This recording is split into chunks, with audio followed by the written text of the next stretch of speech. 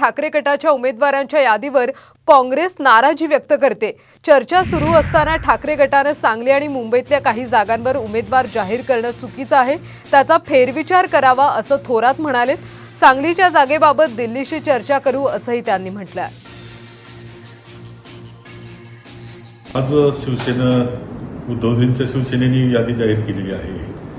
खरं म्हणजे त्यामध्ये सांगली त्यांनी जाहीर करणं किंवा मुंबईमधलं सुद्धा धारावी जे काही तो मतदारसंघ जाहीर करणं हे योग्य झालं नाही असं माझं मत आहे। त्यांनी असं जाहीर करायला नको होतं। ज्यावेळेस आम्ही चर्चेमध्ये आहोत, भिवंडीच्या जागेसाठी सुद्धा आमचा आग्रह आहे आणि या बाबतीत जे जाहीर केलं आहे त्या बाबतीत शिवसेनेने फेरविचार करावा असे मी म्हणेल।